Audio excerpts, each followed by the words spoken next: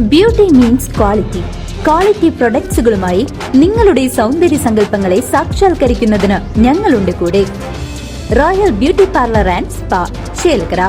Thrissur medical കോളേജിൽ HDS ജീവനക്കാരുടെ ശമ്പള വർധനവ് നടപ്പിലാക്കണമെന്നാവശ്യപ്പെട്ടുകൊണ്ട് INTUC രംഗത്ത്. ജില്ലാ പ്രസിഡന്റ് KN നാരായണൻ യൂണിയൻ യോഗം ഉദ്ഘാടനം ചെയ്തു. തൃശൂർ മെഡിക്കൽ കോളേജ് HDS ജീവനക്കാരുടെ ശമ്പള വർധനവ് ഉടൻ നടപ്പിലാക്കണം. INTUC ജില്ലാ പ്രസിഡന്റ് KN നാരായണൻ.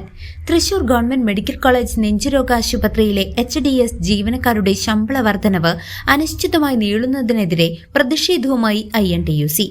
മാസങ്ങളായി കാത്തിരുന്നിട്ടും വർധനവ് നടപ്പിലാക്കാത്ത സാഹചര്യത്തിൽ അധികൃതർ ഉടൻ നടപടി സ്വീകരിക്കണമെന്ന് INTUC ജില്ലാ പ്രസിഡന്റും യൂണിയൻ പ്രസിഡന്റുമായ KN നാരായണൻ ആവശ്യപ്പെട്ടു.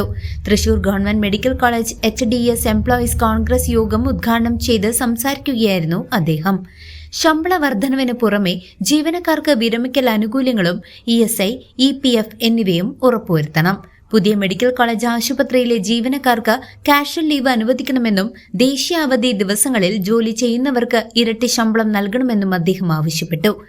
ആശുപത്രിയിലെത്തുന്ന പാവപ്പെട്ട രോഗികൾക്കും കൂട്ടിരിപ്പുകാർക്കും ചൂടുവെള്ളവും മിതമായ നിരക്കിൽ ആഹാരവും ലഭിക്കാനുള്ള സൗകര്യം വേണം.